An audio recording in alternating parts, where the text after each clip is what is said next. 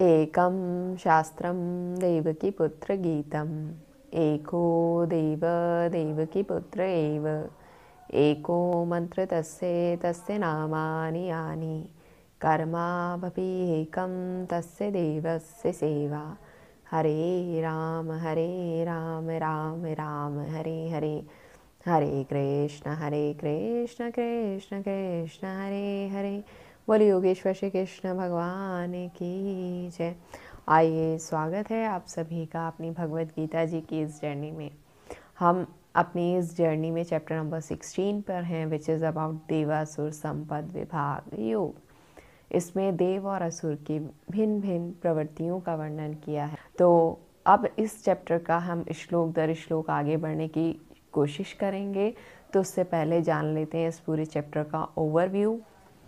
तो इस पूरे चैप्टर के ओवरव्यू में हम पहले चर्चा करें तो श्लोक संख्या 1 से 3 में भगवान ने दिव्यता का वर्णन किया है। इसमें भगवान जो देव हैं, जो सुर हैं, उनके बारे में वर्णन करते हैं कि उनकी कौन कौन सी प्रवृत्ति होती हैं। इसके आगे श्लोक संख्या 4 से 9 में प्रभु असुरों का वर्णन करते हैं। आगे 10 से लेकर 18वें श्लोक तक में प्रभु असुरों के कृत्यों का वर्णन करते हैं कि असुरों की प्रवृत्ति किस तरीके की होती है, उनकी एक्टिविटीज़ के बारे में बताते हैं। इसके आगे श्लोक संख्या 19 से लेकर 22 तक में प्रभु असुरी कृत्यों के परिणाम के बारे में बताते हैं कि अगर कोई आसुरी प्रवृत्ति करता है, ऐसे कृत्य करता है जो आसुरी श्रेणी में आते हैं, तो उनका क्या परिणाम हो सकता है। इसके आगे 23 और 24वें श्लोक में प्रभु ने निष्कर्ष की चर्चा की है। अब बता दिया है कि चॉइस दे दिया है कि परिणाम ये होगा। अब आपको फ्रीडम है कि आप किस तरीके से क्या चूज़ करना चाहते हैं। इसमें श्लोक संख्या 1 से 3 में प्रभु ने डिवाइन क्वालिटीज़ की बात की है। जो एक डिवाइन पर्सनालिटी है कि उसकी क्या क्या क्वालिटीज़ हो सकती हैं, कौन भक्त हो सकता है, क्योंकि जो दिव्य है वो भक्त है। तो लेकिन ये सब बताने से पहले एक अलर्ट मैसेज आपसे, ये सब जितना वर्णन प्रभु ने उस दिव्यता का किया है वो हमें अपने अंदर देखनी है, दूसरों के अंदर नहीं। अगर हम वो सब अपने को छोड़ के दूसरों के अंदर देखने का प्रयास करेंगे तो हम असुरों से भी गए गुजरे हैं। तो हमें वो सब अपने अंदर किस तरीके से जागृत हो उसका प्रयत्न करना है, या फिर हमारे अंदर वो है या नहीं उसे चेक करना है। नहीं है तो उसको जागृत करना है। लेकिन हम वही सब दूसरों में देखने लग जाएं तो वो किसी भी तरीके से सही नहीं है। तो ये सब हमारे अपने लिए हैं। इसमें पहले श्लोक में प्रभु ने बोला, अभेयम संत्व संशुद्धिर ज्ञाने योग व्यवस्थिति दानम दमश्चे यज्ञश्चे स्वाध्यायस्तप आर्जवम।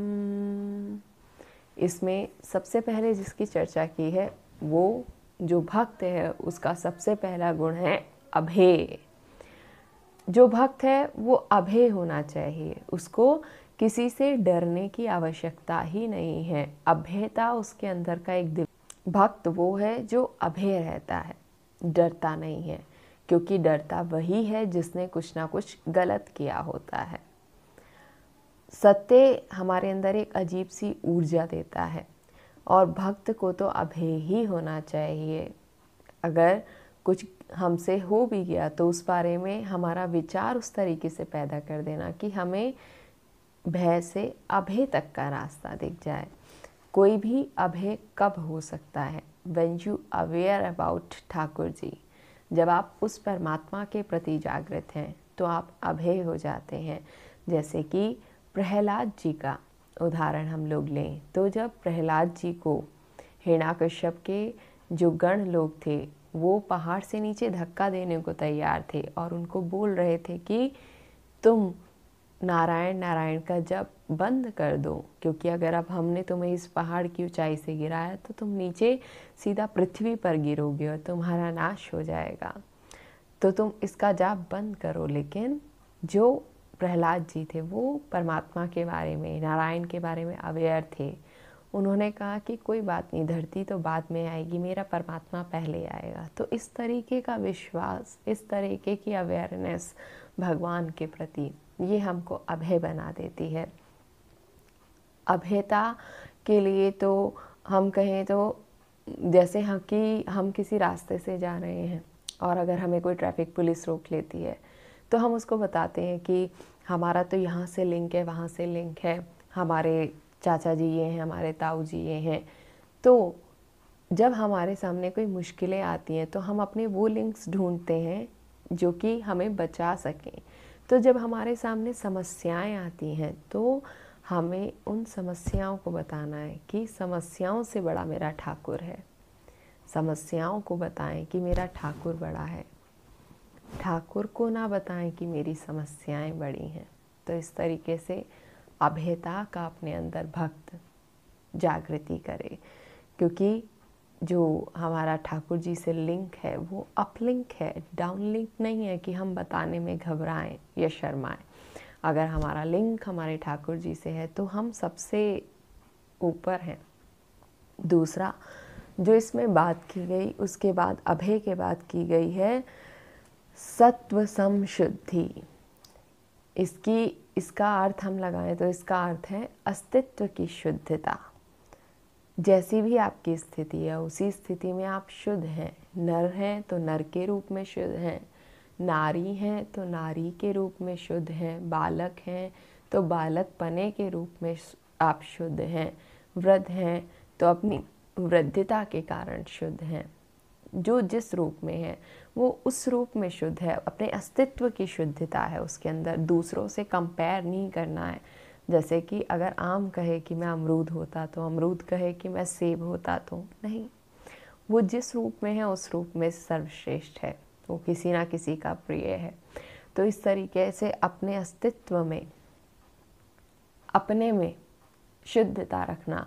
कोई स्त्री कहे कि यदि मैं पुरुष होता, पुरुष कहे कि मैं स्त्री होता, तो इस तरीके से नहीं। You have to be fellows not followers. आपको किसी के फॉलो नहीं करना, आप अपने जैसा आप हैं उस रूप में आप सर्वश्रेष्ठ हैं। इसके आगे जो बात की गई है, आगे बात की है ज्ञान योग व्यवस्थिति। इसमें कि सबसे विशुद्धतम जो जानने के लिए सदैव उत्सुक हो वो स्थिति। जैसे कि समुद्र की स्थिति है, उसके पास ढेरों पानी होते हुए भी वो हमेशा प्यासा है। हर क्षण उसमें 3,500-5,000 नदियों का जल आ रहा है वो, लेकिन उसको लेते हुए भी शांत है। इस तरीके से हमेशा ज्ञान के लिए अपनी व्यवस्थिति बनाए रखना, उसको धारण करना, ये ज्ञान योग व्यवस्थिति है। इसके आगे प्रभु ने चर्चा की है दान की। हमेशा आप देने के उत्सुक रहें। ऐसा नहीं है कि आप पहले प्लान करें कि मेरे पास ये सब हो जाए तब मैं दान करूं। जैसे जैसे हमारी अर्निंग बड़ी होती जाती है तो हमारी प्लानिंग्स बड़ी होती जाती हैं। तो इसीलिए अगर देने का विचार करना है तो वो आज से, अभी से शुरू हो, तभी आप दे पाएंगे। अगर अभी 1 पैसे की स्थिति है तो आप उतने तक ही विचार करें। जब करोड़ होंगे तो करोड़ देने की स्थिति होगी, लेकिन उसके लिए विचार आज से ही करना पड़ेगा। इसके आगे प्रभु कहते हैं दमश्चय, यानी कि सेल्फ कंट्रोल, इंद्रियों का, अपनी वासनाओं का, अपनी कामनाओं का अपने ऊपर सेल्फ कंट्रोल करना। हम ये कहते हैं कि दूसरे ने हमारी बात नहीं मानी, वो हमारे कंट्रोल में नहीं है। अरे आपकी तो अपनी इंद्रियां आपके कंट्रोल में नहीं हैं। आप अगर कहें अपने पैर को कि आपको 2 घंटे इसी आसन पे बैठना है, क्या वो आपकी बात मानेगा? तो इस तरीके से पहले खुद पर सेल्फ कंट्रोल चाहिए। Now sexuality and sexualization, 2 are both different things. Sexuality is the form of reproduction, but sexualization is very harmful. ये स्थिति आज हमारे पूरे समाज को डुबोई दे रही है। इस तरीके से तो हमारे ऊपर, हमारी वासनाओं के ऊपर, हमारे क्रोध काम के ऊपर हमको कंट्रोल चाहिए। इट इज़ कॉल्ड दमश्चय। इसके आगे प्रभु ने चर्चा की है यगश्चय। यगश्चय मतलब कि प्रभु ने इससे पहले भी बोला है कि यज्ञों में सर्वश्रेष्ठ यज्ञ जो है वो जप यज्ञ है। निरंतर निरंतर निरंतर प्रभु का जप हो। आपकी उठते बैठते सोते जागते जिस स्थिति में आप हैं उसमें आप जप करें, प्रभु का नाम जप करें। इसके आगे की स्थिति है स्वाध्याय, यानी कि आपको सेल्फ स्टडी करनी है, अपने अनुरूप study. You have to study for yourself. वेदों का तो बड़े बड़े लोग भी पूरा पाठ नहीं कर पाए हैं, तो हम कौन हैं, लेकिन फिर भी अपनी योग्यता के अनुसार, हमारी योग्यता क्या है उसके अनुसार पढ़ना। जैसे कि संजय जी ने भी गीता जी सुनी, पर क्यों सुनी? क्योंकि उन्होंने धृतराष्ट्र को सुनानी थी, लेकिन अपनी योग्यता के अनुसार कि हमारे लिए वो क्यों इम्पॉर्टेंट है, उसके लिए हमें पढ़ना, उसके लिए हमें जानना। इट इज़ कॉल्ड स्वाध्याय। इसके आगे प्रभु ने चर्चा की है तप। तप, आप पेशेंस में रहें।